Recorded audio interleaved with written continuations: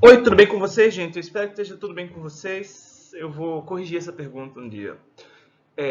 Dando continuidade à nossa reflexão sobre a emergência, a conformação contemporânea dos estudos de literatura, a gente vai discutir o texto Literatura de Massa, aliás, o texto é Literatura e para Literatura, que está no Manual de Teoria da Literatura do Aguiar e Silva, o verdinho, um gordinho, né? É, Aqui trata-se, né, do nosso tópico literatura de massas versus alta literatura e seus usos. Eu quero dar continuidade a uma reflexão que começou na aula passada com o professor Júlio. Né?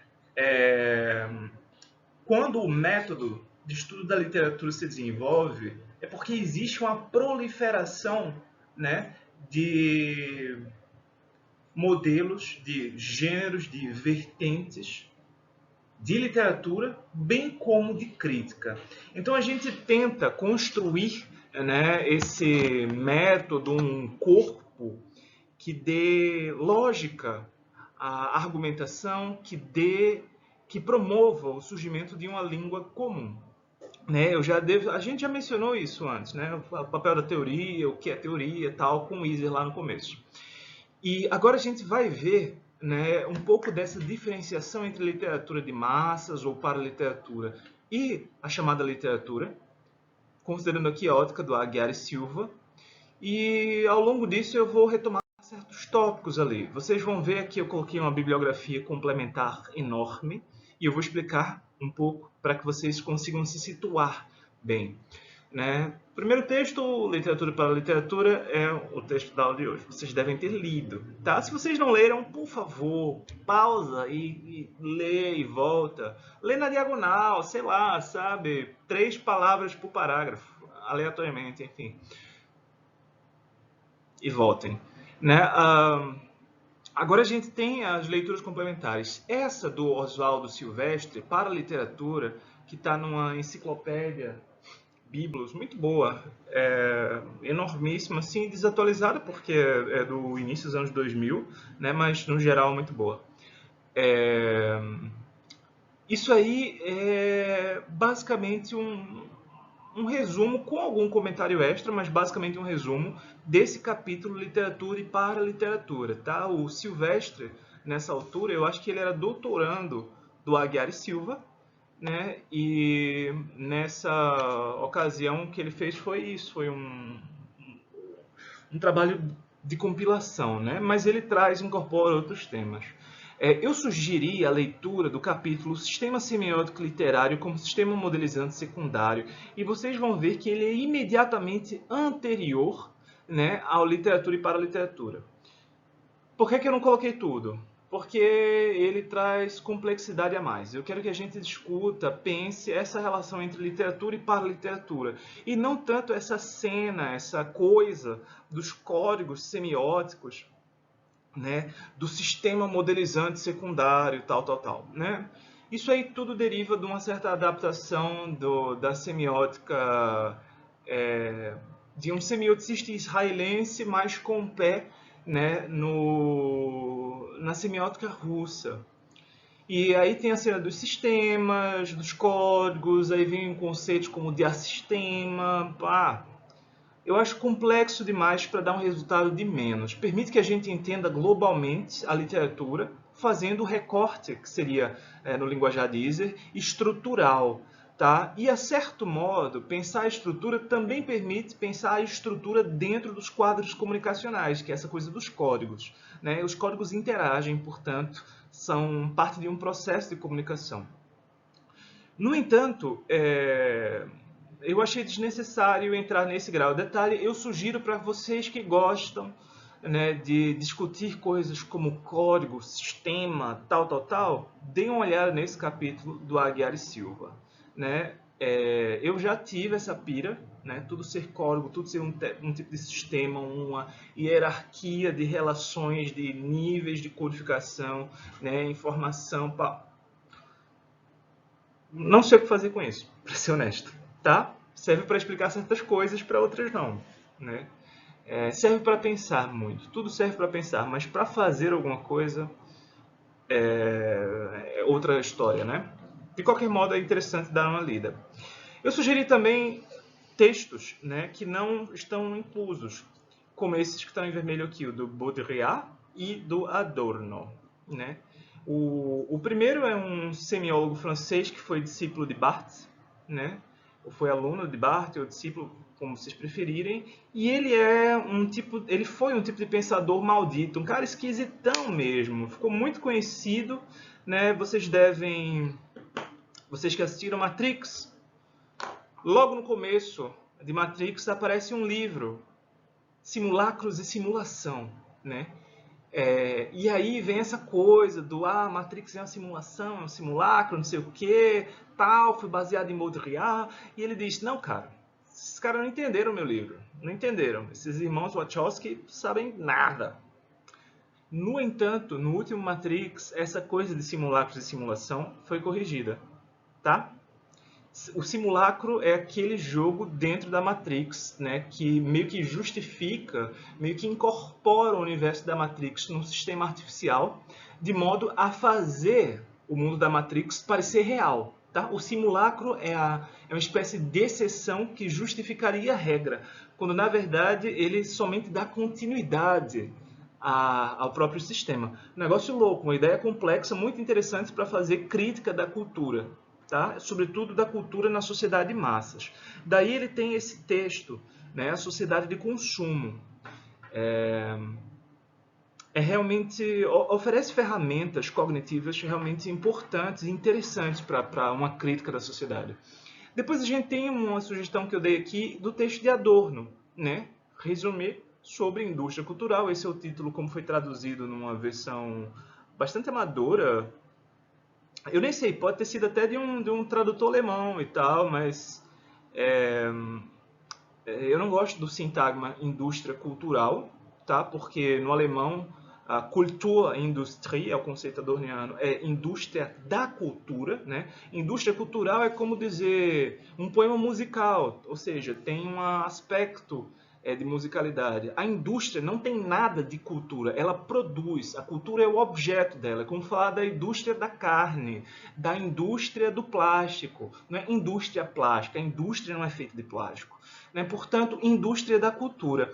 E depois, por resumir, como esse não é um gênero comum à nossa língua, né, uma tradução alternativa seria breves considerações, porque ele não está resumindo nada. Né? Ele está fazendo uma pequena exposição resumida, mas não é o que o resumo quer dizer em língua portuguesa, né?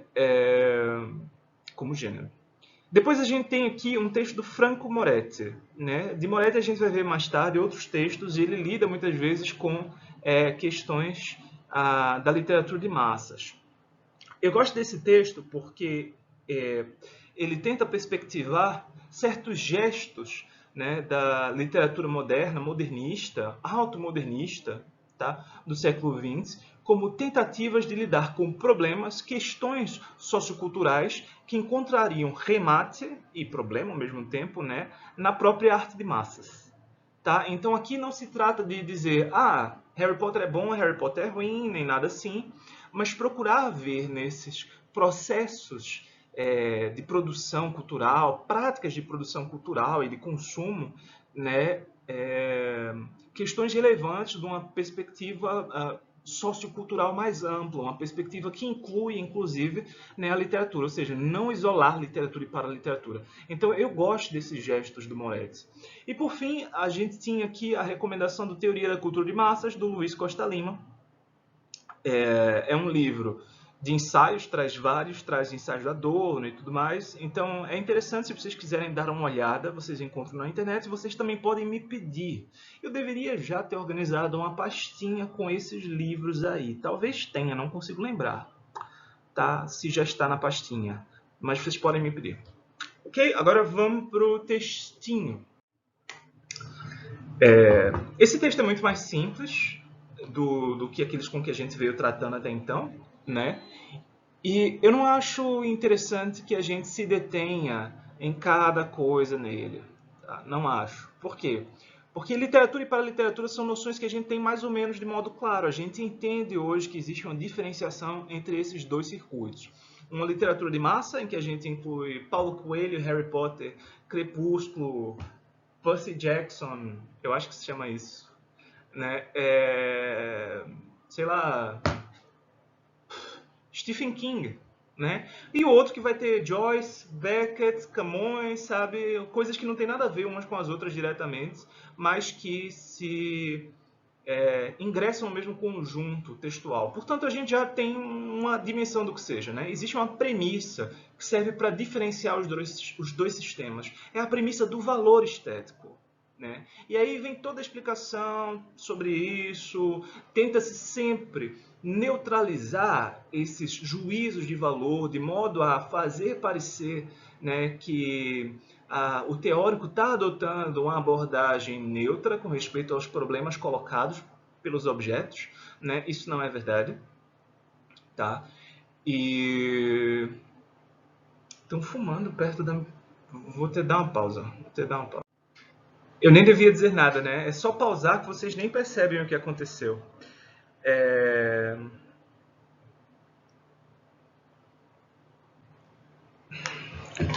Voltando. Onde foi que eu parei, meu Deus?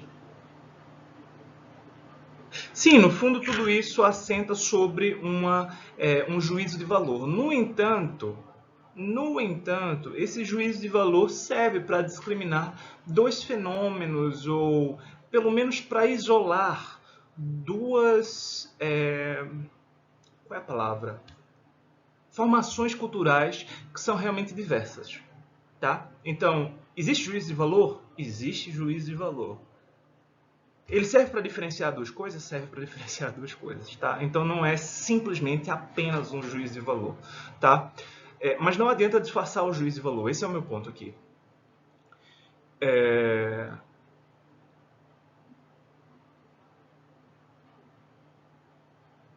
Tá. Vamos voltar daquela historinha lá do final do século XIX. Né? Século XIX, a gente se perguntou, não sei se aqui em outra sala, o que acontece? Industrialização. A imprensa avança e, com ela, as práticas de produção e leitura de textos. Uma coisa muito importante foi o advento do jornal, a imprensa burguesa, tá? A imprensa pública, a emergência, né, por escrito do espaço público burguês, a consolidação do espaço público, né, nos jornais. E isso gerou mudanças assim com respeito à sociedade que a gente ainda vive hoje. Tá? A gente vive uma espécie de ressaca, no sentido, né, no sentido marítimo, tá? Dessa época. Né? Então, urbanização, ensino compulsório e barateamento da produção. Tudo isso facilitou a emergência de uma indústria ou uma proto-indústria de produção cultural. Tá? A literatura, ela foi sempre a primeira...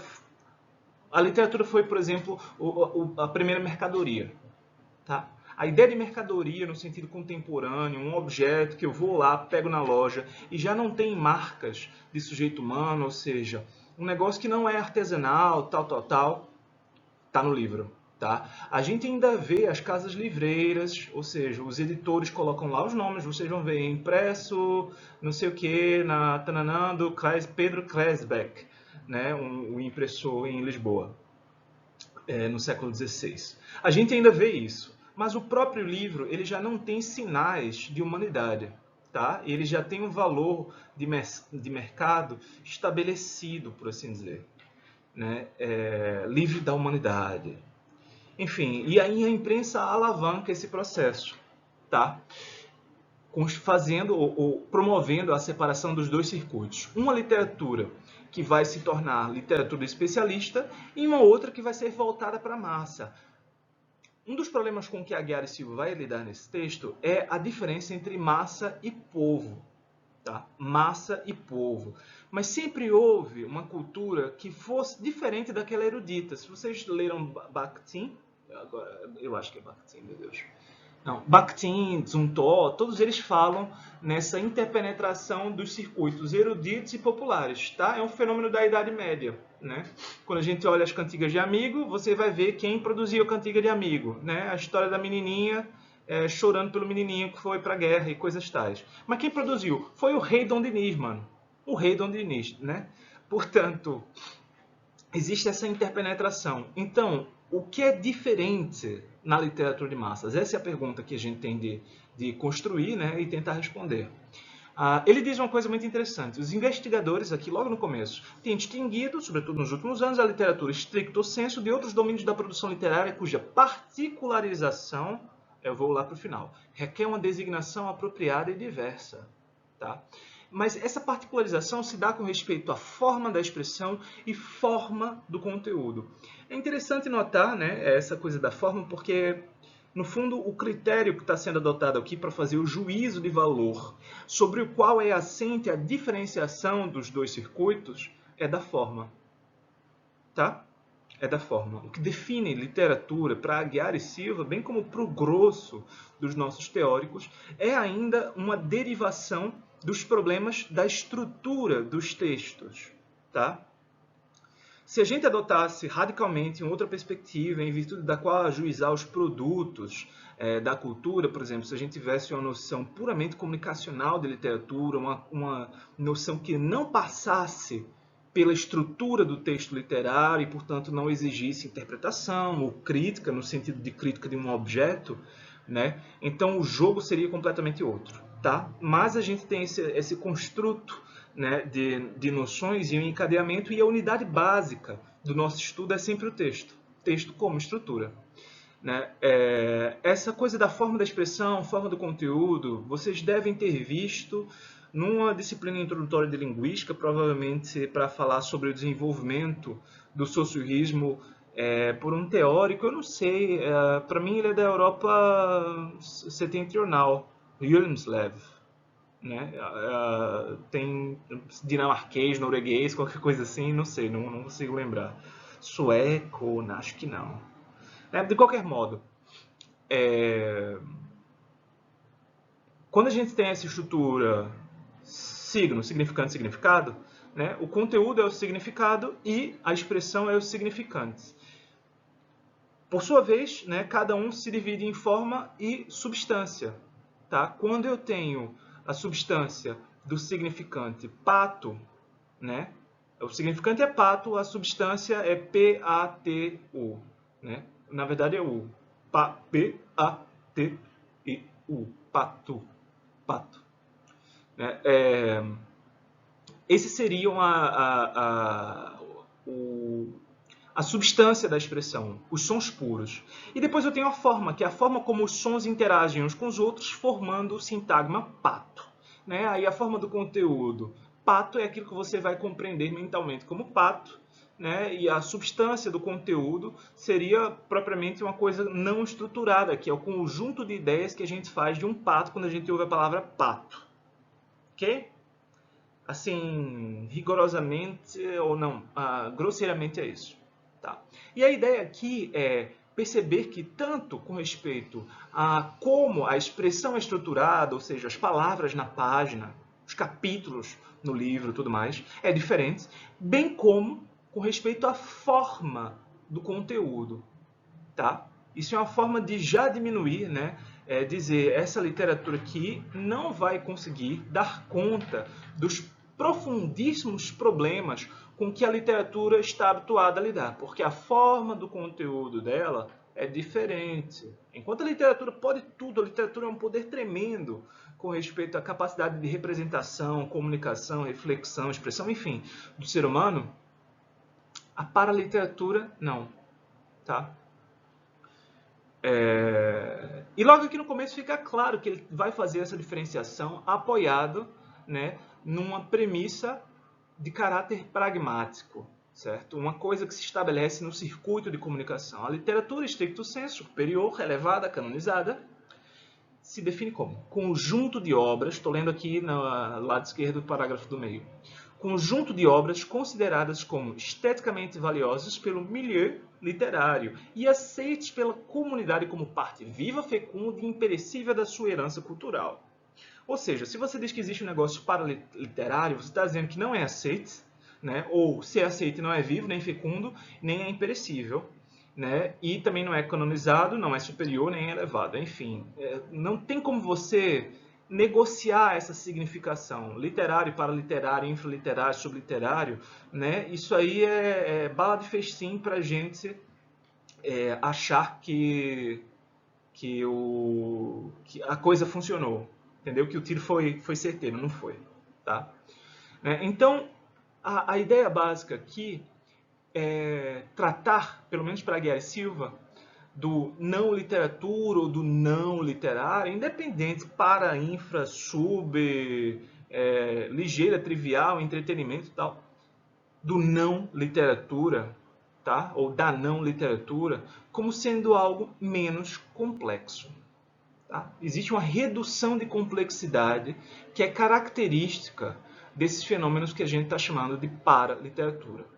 Num determinado passo do texto, Aguiar e Silva vai dizer que um gesto característico da literatura é a metalinguagem literária e a forma como, tanto junto a essa metalinguagem, como parte, né, da própria intenção de um artista, do autor literário, é modificar o conjunto das obras do gênero. Tá? Melhor dizendo, modificar o conceito que se faz do gênero a partir da intervenção da própria obra. Como é isso? É o camarada dizendo, eu vou escrever o maior romance que já existiu. Né? E aí a gente tem Dostoiévski, Joyce competindo pelo título. Né? Ou eu vou mudar a forma como o teatro é elaborado. Então você tem Beckett, por exemplo. Né? Ou Pound, né? Vou fazer o maior poema épico. E depois disso, todos os poemas épicos vão ser lidos diferentes. Você pega os cantos de Ezra Pound, você vai ver uma coisa, você pega Homero, você vai ver outra, você vai pegar Virgílio, vai ver outra, vai pegar Camões, vai ver outra, e por aí vai. Né? Portanto, existe metalinguagem na literatura, ou seja, um processo de autorreflexão, segundo o qual as formas vão sempre se reelaborando no processo de construção, por assim dizer, bem como existe essa intenção de intervenção por parte do artista, né, do autor literário. Tá? Isso não vai existir na paraliteratura, na não literatura. E, nesse momento, o que eu chamei aqui também de complexidade da não literatura diz respeito à multiplicidade de formas de abarcar esse fenômeno. A gente pode partir sempre de um juízo de valor, né? Infraliteratura, subliteratura. Né? A gente pode dizer que é uma literatura de consumo, ou seja, qual é a finalidade dela, ou a gente pode caracterizá-la, né, em si, dizer ela é ligeira, ela é leve, tá? Ela é trivial, né? E tudo isso vai funcionar por oposição ao clássico, que é o atemporal e que serve de modelo. Não, isso é uma literatura leve, não é para ser levada a sério. Isso é uma literatura trivial, não traz inovação. Isso é uma literatura de consumo, não é para ser estudada. Ok? Ao mesmo tempo, se a gente tem coisas assim, se a gente diz, essa literatura é não clássica, é porque talvez ela ainda não tenha sido canonizada, e por aí vai. Né? Depois a gente tem um problema mais espinhoso, que é a literatura popular. Tá? Quer dizer, o povo no romantismo é precisamente aquela camada que define a nação e que o artista romântico, como representante da elite, vai tentar resgatar. Né? O que é elite, o que é a burguesia, senão o povo, né, que emergiu contra a aristocracia. Né? São eles que modificam isso. E por isso tem uma coisa de retorno às raízes. Tá? Eu lembro a gente viu um texto do Dante, né? Acho que a gente viu um texto do Dante. E um dos primeiros textos que Dante vai escrever sobre a literatura que ele vem produzindo em vernáculo, em toscano, ele vai fazer uma defesa, né, do uso da língua materna, tá? Contra a escrita latina. Ele vai dizer, não, o latim é muito importante por conta disso, disso, daquilo, mas o que verdadeiramente toca, né, a gente, o que verdadeiramente diz respeito à nossa humanidade, tal, é a língua materna, é a língua dos afetos, blá, blá, blá, blá, blá, blá. Né? Então, mesmo a literatura que a gente considera hoje erudita, da aristocracia, tal, ela nasce com um impulso de imersão no mundo de experiências concretas da vida. Tá? Isso aí é preciso notar, faz parte desse bojo original, desse momento gerativo, fundacional, né, do conceito que a gente tem de literatura. De qualquer modo, a ideia de que povo não é suficiente para abarcar massa, Massa é uma outra coisa. Tá? Eu trouxe aqui, o Aguiar e Silva cita, e eu trouxe a citação completa, ele coloca no rodapé, mas eu acho muito interessante. Ele coloca outro rodapé também muito interessante, do Arnold Hauser. Né? Esse Arnold Hauser, eu tenho um livro dele aqui. Tá perdido. Eu ainda não organizei os meus livros desde que eu me mudei. Né? É, ele é um historiador da literatura, ele é um historiador marxista da literatura, tá?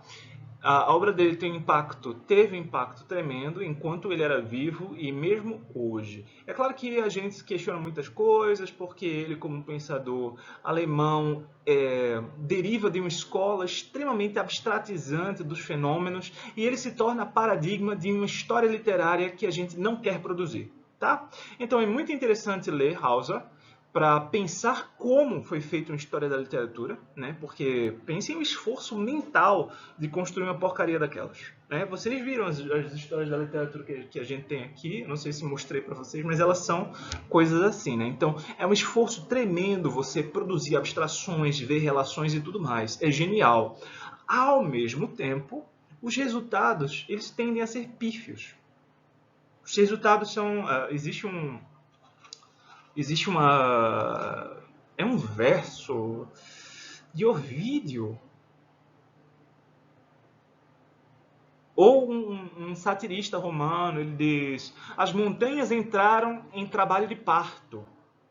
Né? Saiu um pequeno camundongo. Né? E é isso.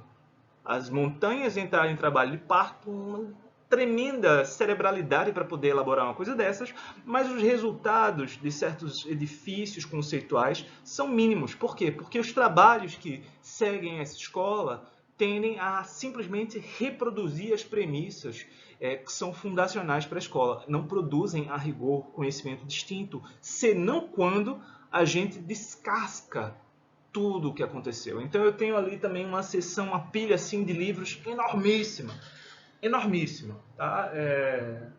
Acho que dá, eu nem vou me preocupar. Acho que são 2 prateleiras desse tamanho aqui, eu acho. 2 aqui, estão ali do outro lado.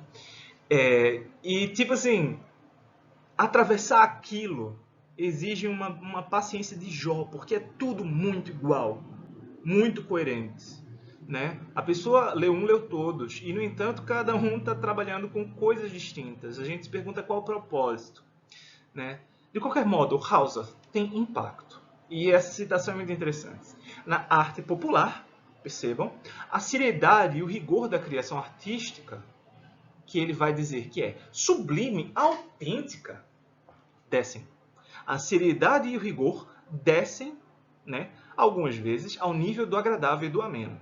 Algumas vezes é isso, agradável, ameno, é um negócio aguado, sacarino, a gente diz, né? E outras vezes ao nível do puramente sentimental e sensacional. Agradável e ameno é bom porque eu sou um cara descolado, cool, eu até, né, tô ali, leio meu livrinho e tal, bacana, de boas, passei o meu tempo. Agora, se eu vou ler o livrinho que é sentimental e sensacional, eu como um cara estudado e ao mesmo tempo descolado, vou dizer, puta merda, parece que isso aqui, tô falando com um adolescente aqui, 12 anos de idade, tá falando que tá apaixonado pela menininha, vai casar, não sei o que, vai querer cometer suicídio porque a menininha não deu bola. Você tem 13 anos, menino. Dá pra entender? A postura que ele está adotando aqui, esse juízo de valor, está transferindo para a chamada arte popular, né, o mau gosto. Está dizendo é de mau gosto. Ou é genérico ou é de mau gosto.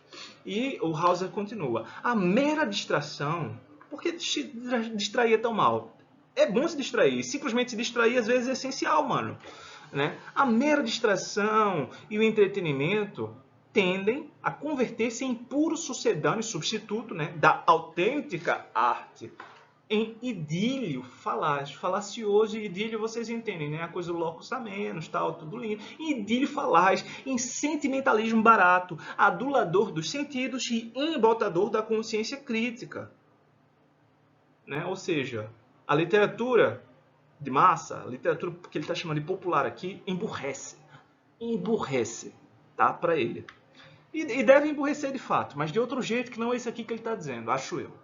Né? ou numa selvagem fantasmagoria de paixões violentas, desenfreadas, fúteis. Ou seja, é uma parada que não serve para nada, tá? Hauser está dizendo. Um juízo de valor. E depois vem o problema. Será o popular? Será que isso define o popular? Eu não sei como é aqui no Rio de Janeiro, né? Como é a relação de vocês com culturas raízes, mas pensem, eu consigo pensar no samba, só que o samba ele tem um caráter tão geral no Brasil, tão global, mas, por exemplo, a gente não tem samba no Nordeste. Não faz parte da nossa cultura. Tá? A gente tem outras manifestações culturais em que a gente encontra enraizamento. Então você vai dizer, forró. Forró é um negócio que está associado à massificação dessas manifestações culturais. Por exemplo, o sertanejo universitário, ou não sei se chama sertanejo eletrônico, não sei qual é o nome que se dá. Eu sei que se chama forró universitário. E o negócio de extremo mau gosto, é ruim mesmo o bagulho, é isso aqui que ele está descrevendo. Mas isso é o forró? Essa é a questão. Né? Ainda existe hoje, se vocês conhecem a cultura nordestina, vocês devem lembrar, talvez, de Gilberto Freire, que era um camarada do tropicalismo. Tropicalismo, meu? Peraí. Meu Deus, vamos encontrar a expressão aqui.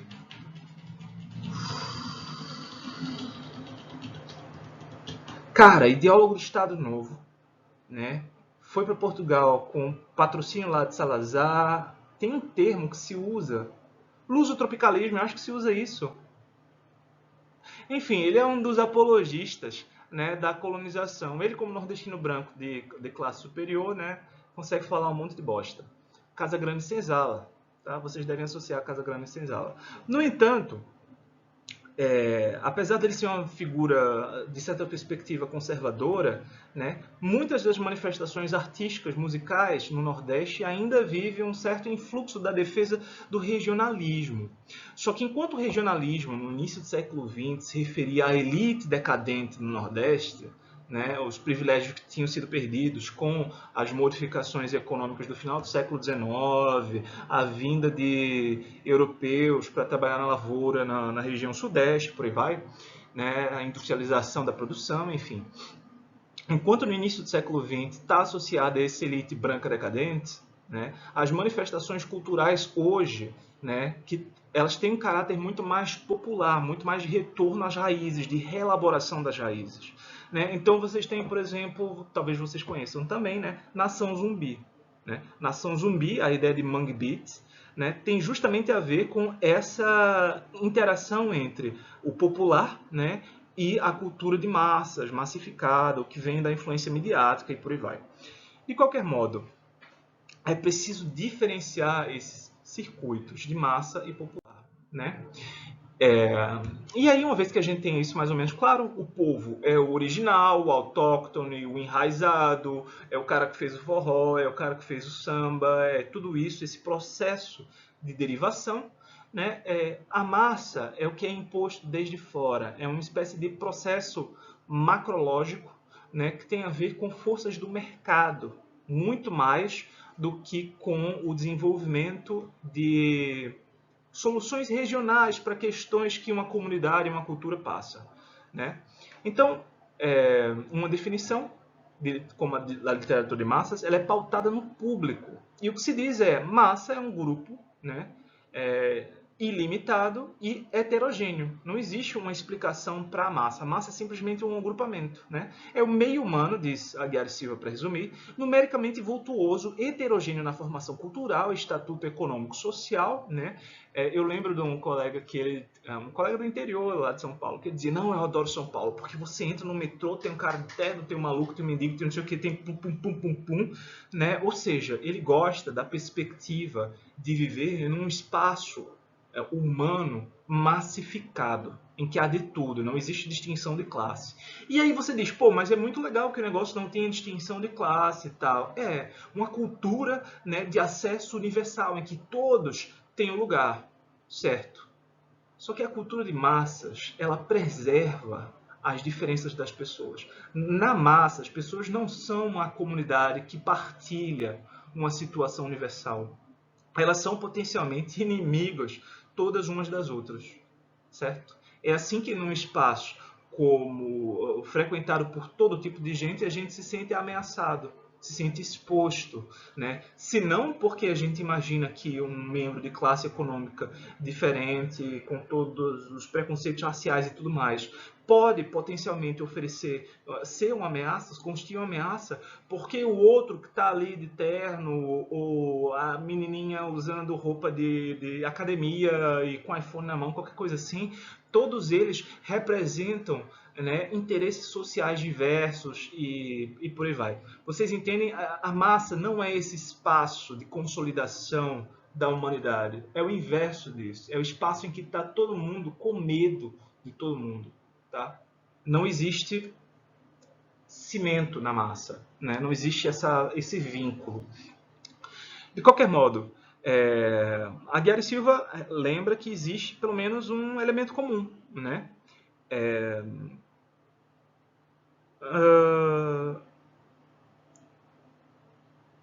É um meio monometricamente forçoso, carecendo de uma presença convivente, embora seus membros, aí é que vem, submetidos a um comum sistema de relações tecnoburocráticas, serviços e obrigações comunitárias, isso aqui é o que a gente partilha, né? O metrô, a escola, a obrigação de ter um RG e por aí vai, né? Reajam de modo relativamente uniforme a determinados estímulos.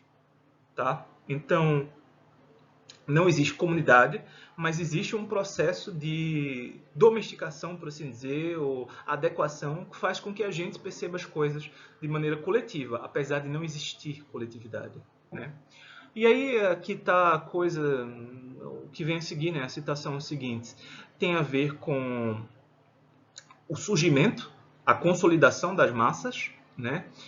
E o Aguiar e Silva ele nota, além disso, que na constituição de um sistema da cultura de massas, né, há o uso de técnicas de organização e de marketing, né, por meio das quais as editoras difundem e impõem os seus produtos no mercado da leitura de um país ou até de vários países.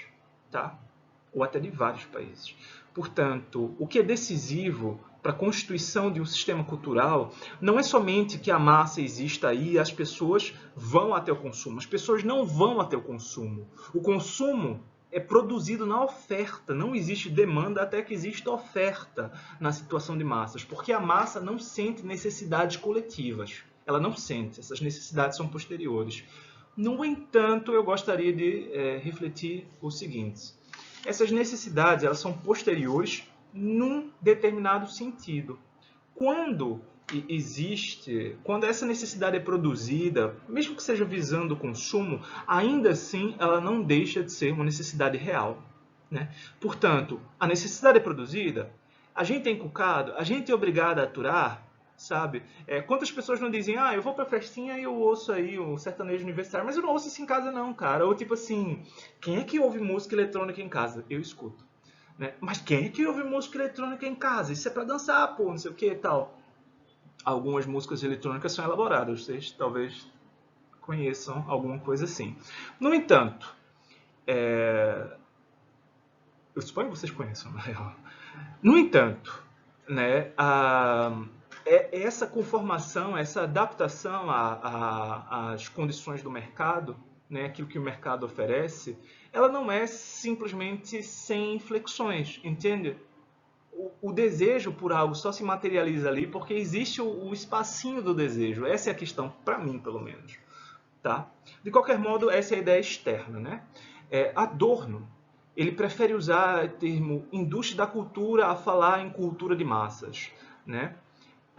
Porque isso, a indústria da cultura seria uma espécie de esquematismo. Né? Há esquemas e há uma domesticação do homem a partir desses esquemas, há uma introdução, né, desses esquemas. Isso tem a ver com Kant, a crítica que ele faz de Kant também, mas é uma história à parte aqui, tá?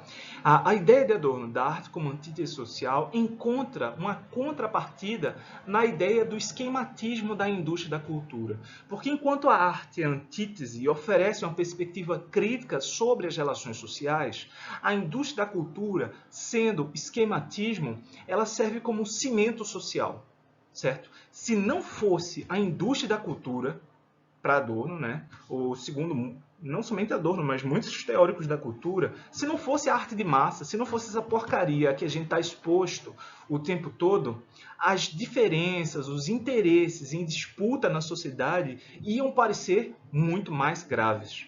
Tá? Então, futebol, pagode, encher a cara, não que eu seja contrário a nenhuma dessas coisas, mas tudo isso ajuda, né, a suavizar as relações no todo contraditório que é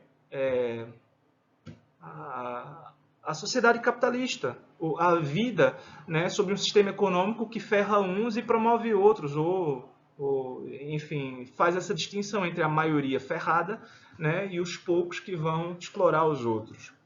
Né? Se não fosse futebol, cerveja e música ruim, cinema ruim, né, a gente já tinha degolado os ricos. Desculpem se há ricos na plateia, né?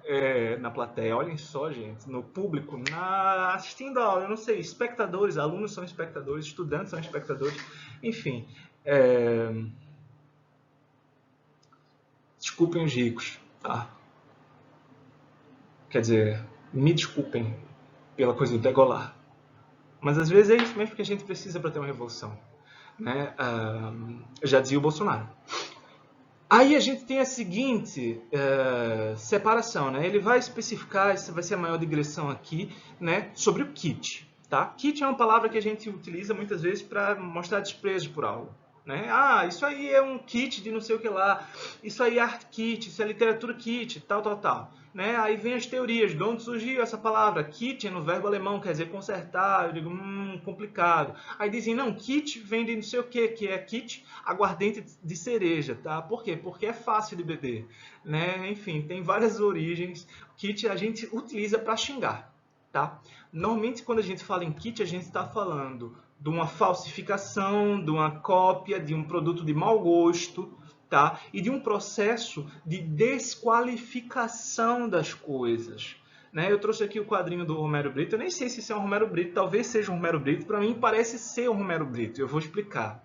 Porque vocês sabem que Romero Brito já não é simplesmente um artista, ele é um estilo. É o estilo dessa porcaria aqui, tá? Qualquer um faz essa porcaria aqui. Não é preciso de técnica para isso. Você produz um filtro num programa, um filtro, ele faz isso com suas fotos.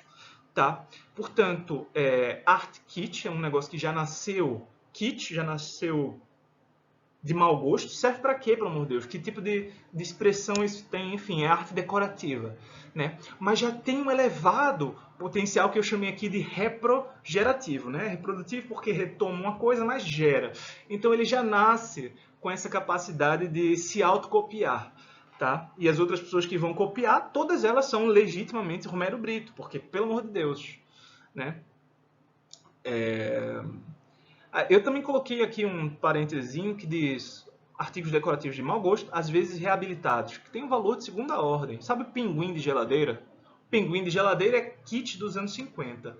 Mas hoje, um pinguim, e era barato, bonitinho, tal, fofo, não sei o quê. Mas hoje, um pinguim de geladeira, ele já é uma retomada, uma reabilitação de algo que eu reconheço como sendo kit dos anos 50. Então eu isolei o kit dos anos 50 e transformei, né, o kit dos anos 50 numa versão de kit em duplicata, uma espécie de kit de segunda ordem, né, porque não é qualquer kit, é um kit especial dos anos 50. Né?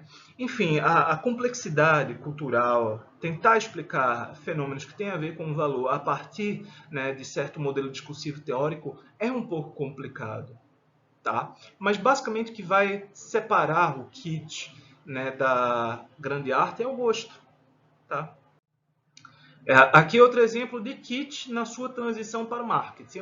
Eu digo, é de mau gosto colocar uma obra de arte fora do contexto. Né? Aqui está a Capela Sistina.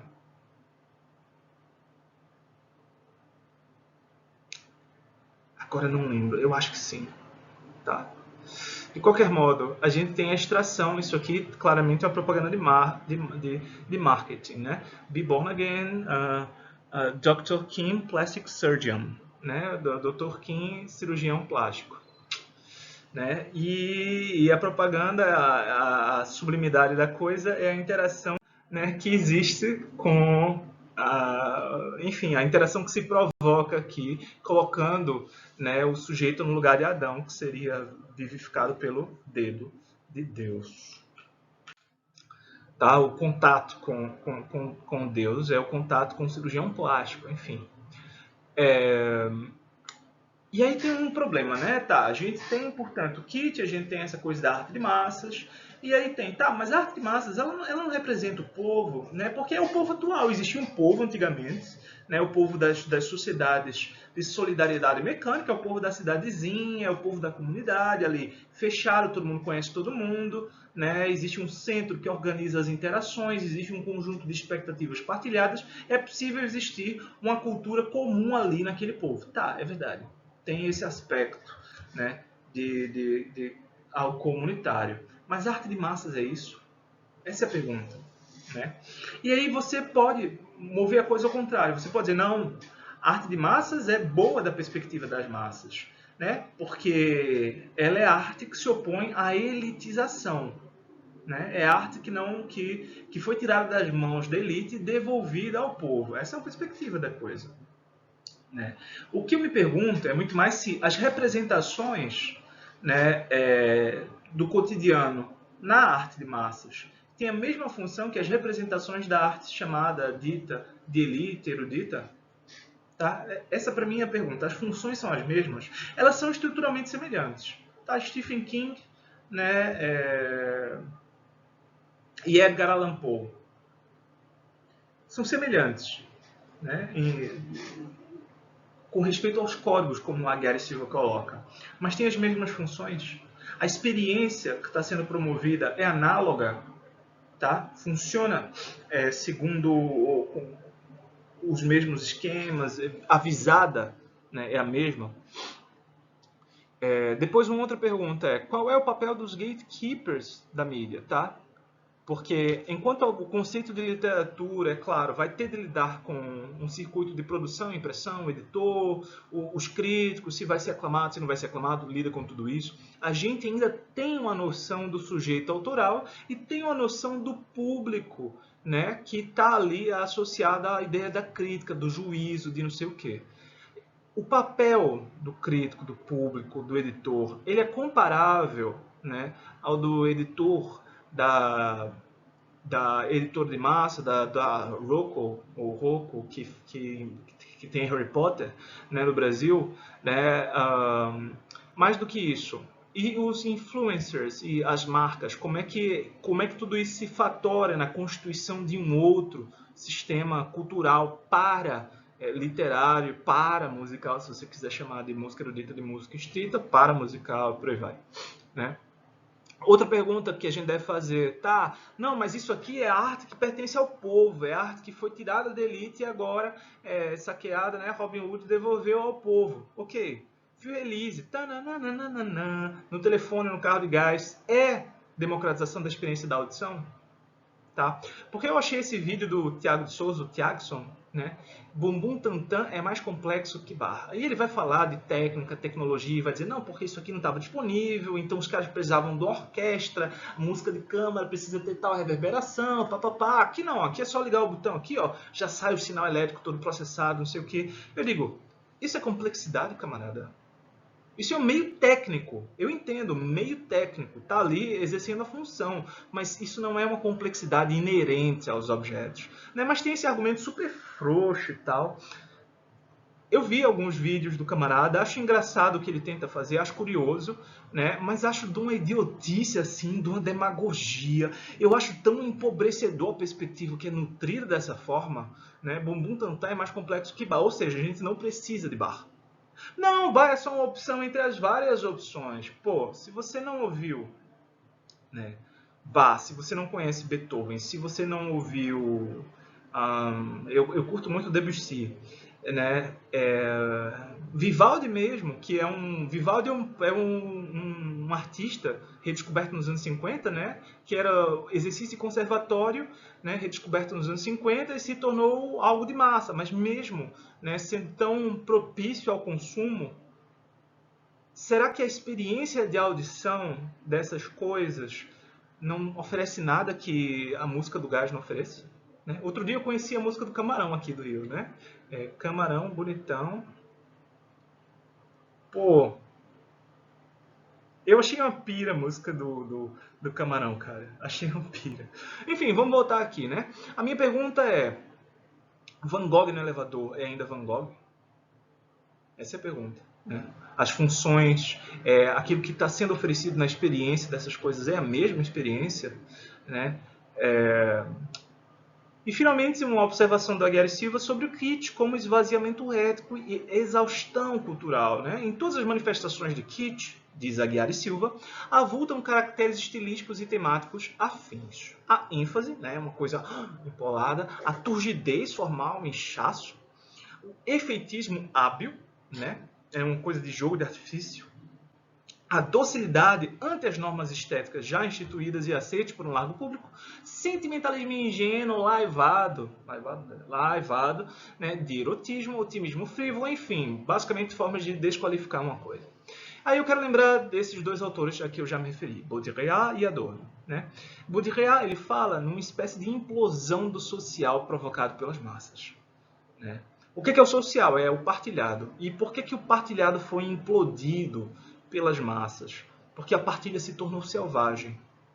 Tá? Porque não há núcleos que estruturem a troca, não há uma ordenação, não há racionalidade própria. Então, a massa é a destruição do social, né? Ele fala uma maioria silenciosa, tá? Porque a comunidade ela tem voz, ela tem desejo, ela tem orientação, ela tem, por assim dizer, um destino.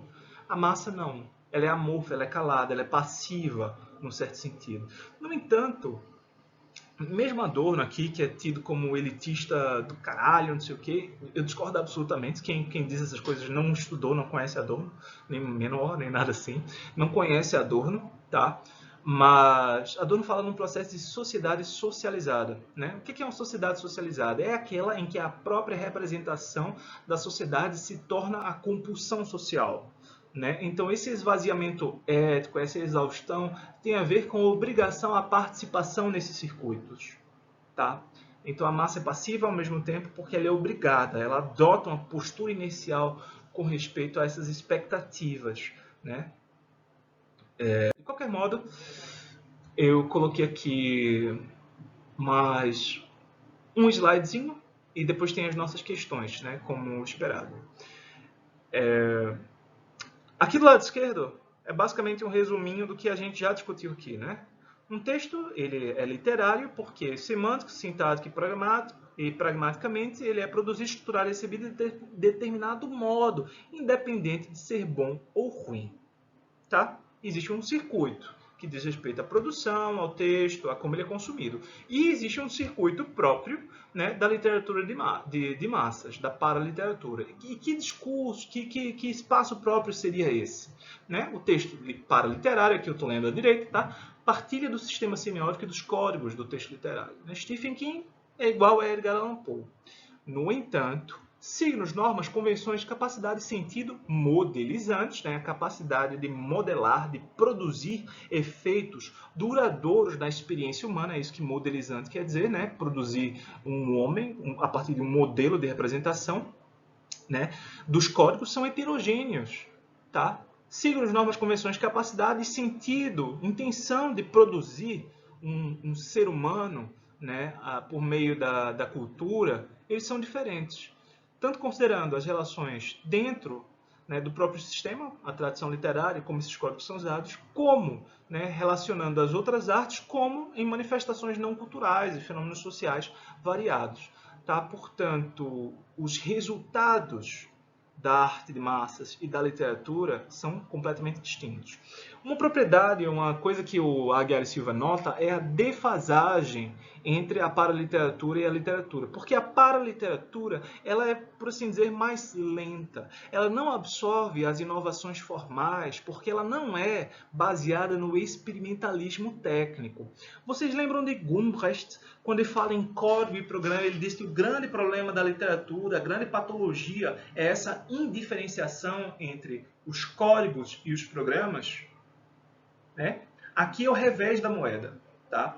Para Aguiar Silva, a indiferenciação entre códigos e programas significa que toda linguagem, toda obra de arte literária vai ter sempre, se não um nível metalinguístico específico, realizar certas operações de caráter metalinguístico. Né? Se não aparece a referência à própria obra, ao próprio fazer diretamente nela, né? Todas elas vão vislumbrar, ingressar num discurso em que as inovações formais, as modificações das características genológicas que determinam, né, o funcionamento do texto estão em jogo.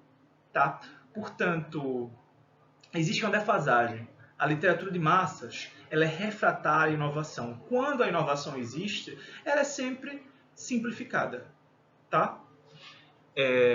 Depois, uma outra característica da literatura de massas é o potencial para serialização, ou a evidência da serialização. Né?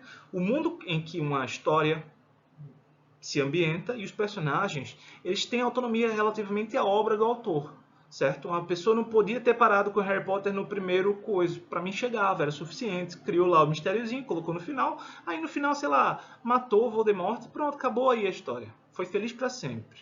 Né? Mas não. É possível produzir. Então tem 1, 2, 3, 4, 5. Peraí, 4, 5, 5, 1, 5, 2, né? 6, 7. Depois tem outros. E tem a herança. E tem os paralelos. E tem o spin-off. Tem... Vocês entendem isso? Então o mundo em que ele está operando, né, ele é mais importante do que a técnica narrativa, do que o tipo de experiência que está sendo promovido. Porque o fato é, você lê o primeiro Harry Potter, você lê o segundo, o terceiro, o quarto, o quinto, o sexto, o sétimo. Todos eles são a mesma historinha. É Harry e seus best friends forever contra os malvadões, mano. Né? O suspensezinho que existe ali é muito pouco. Novela policial consegue 10-0 naquilo. Né? De qualquer modo, esse mundo...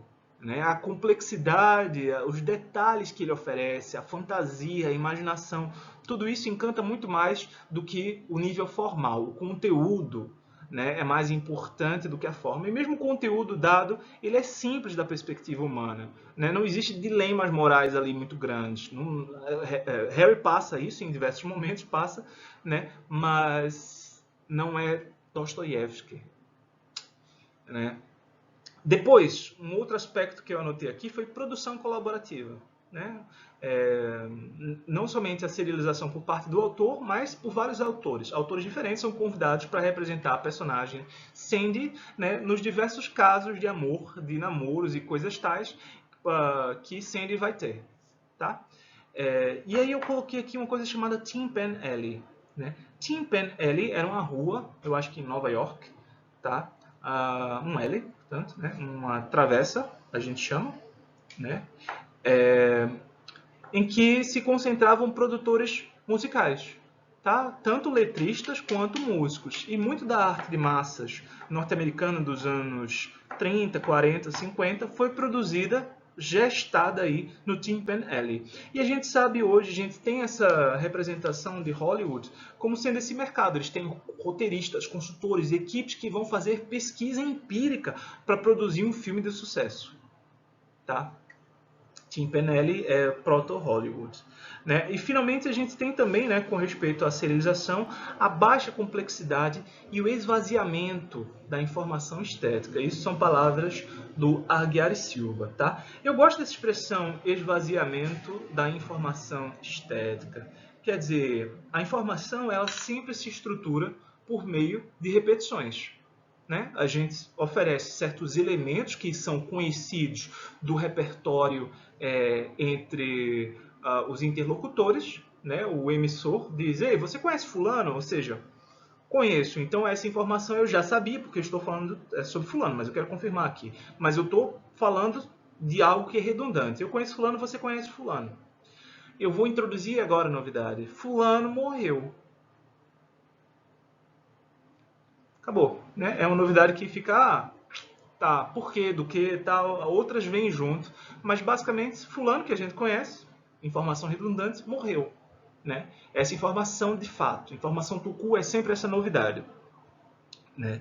E a obra de arte literária, ela sempre vai trazer um pouco de coisas que a gente conhece, que vão dizer respeito ao nosso horizonte de expectativas de leitor e, ao mesmo tempo, vão oferecer essas inovações, essa informatividade, né, tanto por vezes, no nível dos conteúdos, porque a gente vai ver uma história humana nova, por exemplo, né, ou uma expressão sentimental nova, como no nível da técnica, porque a gente vai estar diante de certos dispositivos textuais, né, de representação e expressão que a gente não conhecia.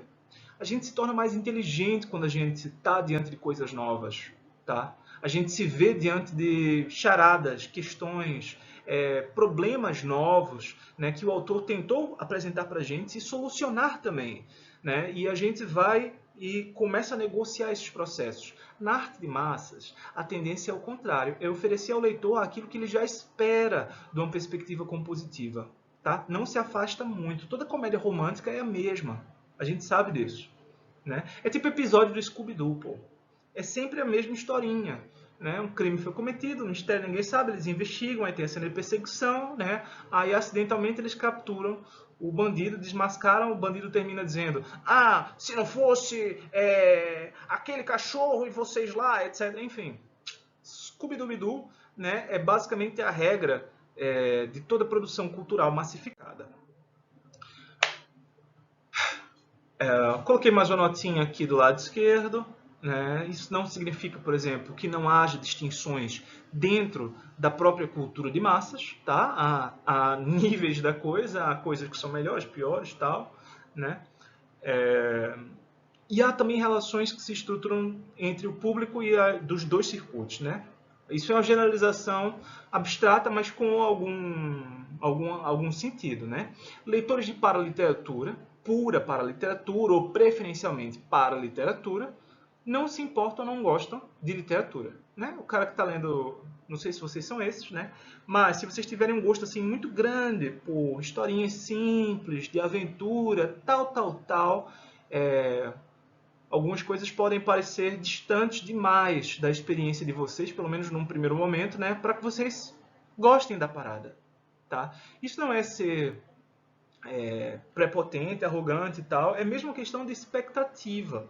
O gosto, né, da gente precisa amadurecer para certas coisas. E eu vejo isso também na chamada literatura de jovem adulto, né, como se diz, né, que tem algo de transição. Tem certas coisas que vão mostrar experiências novas para o público visado, né, ao mesmo tempo tem essa coisa de ser esquemática, né? E aí fica difícil quando você vai ler um romance, você vai ler Dostoiévski, você diz, puta merda, chato pra caramba.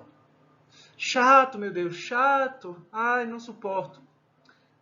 É, é preciso desenvolver esses órgãos para a leitura de certos autores, tá? Da mesma forma como é preciso desenvolver órgão para a leitura chata.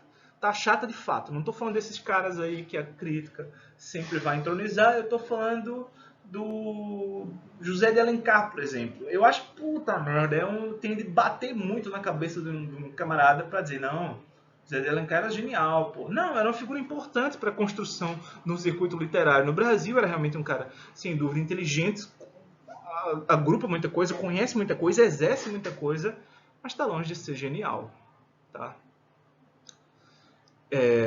Então a gente precisa sempre passar por esse processo educativo. Tá? E na real a gente está sempre nele. Né? Aos 25, né? Eu ainda não tive paciência para terminar Ulisses. Não tive, eu digo a vida. A vida, meu Deus. A vida é mais do que isso.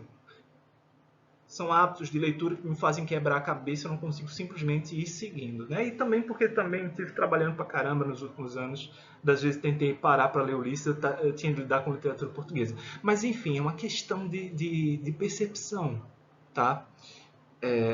Disso. Eu estou me perguntando aqui se é legítimo o professor dizer, não, eu ainda não li Ulisses, mas eu sou um baby, então eu posso. Né? Leitores de literatura consomem...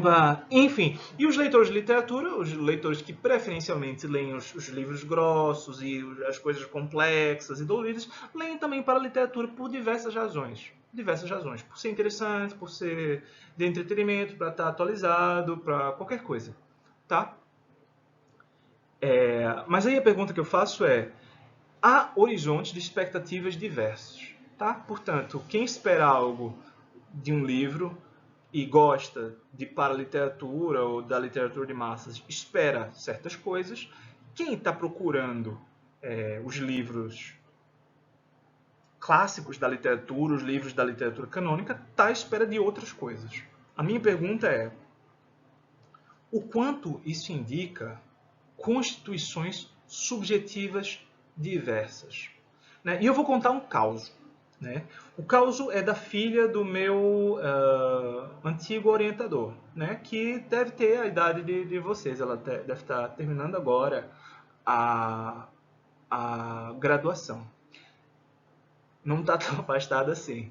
Né? Mas o Oswaldo, né, ele dizia: não, ela não consegue terminar uma música. Ela vai, ouve lá, tal, fica aqui, chegou no refrão, ela coloca para repetir, ela não termina. Ela tá chapada no refrão. E eu penso, olha, eu digo, pô, isso é característico da música, né? As músicas, elas são, na cultura de massas, basicamente o refrão. Não tem progressão. Né? Quando tem progressão, a gente diz, ai, que coisa chata. Tipo Bohemian Rhapsody do Queen. Pô, né? É diferente, é muito mais gostoso você ouvir Another One Bites the Dust. Another One Bites the Dust. Tchum, tchum, yeah, yeah. Tchum, tchum, tchum. Tchananam, tchum, tchum. Pam, pam, pam. Né? É mais audível. Né? Aí você pensa, bom, aqui a gente tem um negócio reduzido, né? Não oferece, não exige a compreensão do começo, das retomadas e tal. E mesmo assim eu falo do Queen Bohemian Rhapsody como se fosse alguma coisa, mas parem para pensar numa música de 60 minutos. 60 e tal minutos. E aí lá no último movimento você tem de recuperar naquela linha melódica que surge lá ao que veio lá do começo. Aí você diz, pô, tipo o quê? Vou pegar um mais curto, Tchaikovsky, a abertura 1812. Né? É um texto feito de citações. Se você conhece as originais, por exemplo, o hino ao Tsar, né, a Marseillaise, você consegue reconhecer uma espécie de estruturação narrativa ali por meio da repetição. Do contrário, ela é só uma música com crescendo e uns canhões no final. Né? É preciso recuperar a informação para poder avançar a compreensão. Depois a Guiara Silva faz também essa reflexão sobre mobilidade, né? Sobre trocas. Alguns gêneros da paraliteratura são incorporados ao cânone, outros são desqualificados, tal, e a paraliteratura também imita a literatura, a grande literatura, e faz paródias, né? O caso aqui foi Orgulho, Preconceito e Zumbis, vocês devem conhecer isso, se não conheçam, é interessante, tem um filme, né? Tem a adaptação cinematográfica de uma obra que surgiu em livro. Ok? E as fanfics e coisas tais também. Eu coloquei 3 questões pra gente, tá? Se a gente pode diferenciar paraliteratura e literatura considerando estrutura e forma de comunicação, como a Aguiar e Silva tenta fazer aqui, né? A gente também pode, usando os termos iserianos, falar das diferenças que existem no âmbito do imaginário. Isso fica aberto para vocês, vocês podem tanto pensar essas diferenças de estrutura, comunicação, como podem fantasiar aí, né, as questões que dizem respeito ao imaginário. Se, né, são processos diferentes sendo ativados da perspectiva da percepção e compreensão. Mas, Mateus, eu não conheço esses conceitos, eu tenho que estudar psicologia para isso. Não, cara, pensa com as próprias palavras, depois inventa a psicologia. Né? Eu acho que o cara que lê para a literatura vai sempre se deparar com os mesmos conteúdos do imaginário. Aí a gente começa a fazer a contraprova, né? Tá, e o papel da fantasia aí, né? Aí a gente diz, tá, fantasia porque move a gente para um outro mundo assim, assim, assado. Massa. Aí vem a contraprova. E quando você tem a 20ª variação de Senhor dos Anéis em algum filme, livro, com caras de espada e flechas, sendo muito macho e furando gente e brincando de lutinha. né? Enfim, façam aí as considerações de vocês. Sugiro, quer fazer isso uma atividade de leitura? Faz uma atividade de leitura usando aqui o texto do Aguiar e Silva, do Iser, e refletindo sobre isso. Eu quero fazer isso, fazer essa reflexão sobre a teoria da literatura, o imaginário, a literatura de ficção literária ou a paraliteratura e tal. Quero fazer isso como TP. Faz como um TP, foi por isso que eu coloquei as questões aqui, para que vocês se inspirem um pouco, né? Depois, considerando o texto Patologias no Sistema da Literatura, como se localizaria a paraliteratura? Tá, aqui, essa para mim foi uma das questões mais pesadas que eu consegui formular, porque vocês devem lembrar que o problema da literatura para Gumprecht é ela nunca conseguir estabilizar essa relação.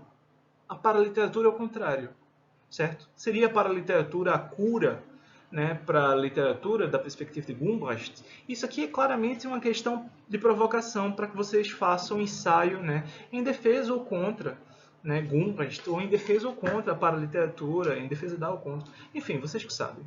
Né? E finalmente eu trouxe aqui, né, uma pergunta que tenta ampliar o que a gente apresentou aqui, sobretudo esse momento em que a gente faz uma reflexão sobre o sujeito que consome essas duas manifestações culturais, literatura e paraliteratura, música erudita e música porcaria, né?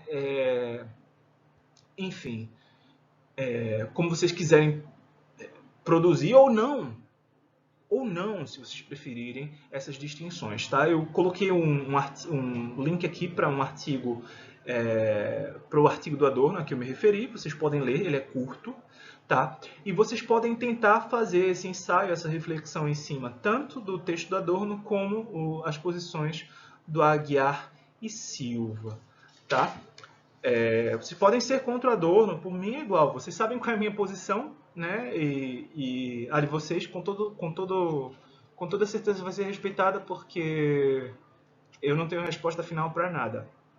Tá? Se vocês tiverem, por favor, também não deem, né? Se vocês acham que vocês têm alguma coisa, não é o curso.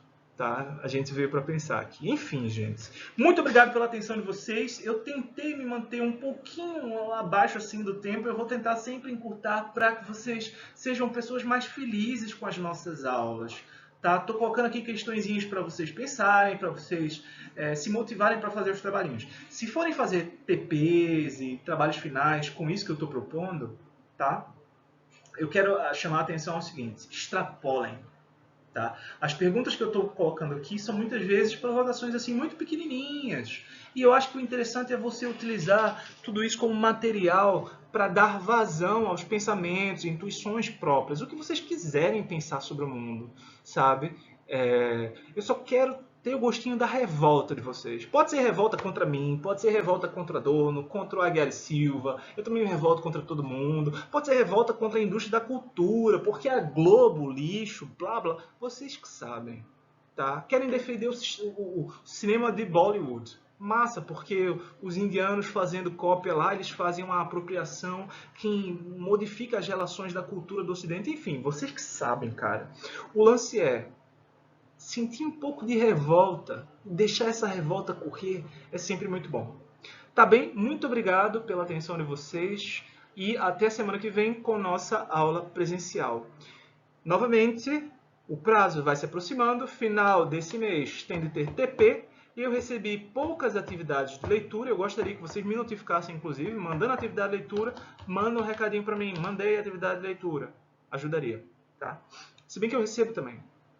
Enfim, até semana que vem, lembrem dos prazos, lembrem-se também, tá, de conversar comigo sobre os trabalhos. Eu conto participação aí, tá? É isso, tchau, tchau, boa noite, falou, sayonara.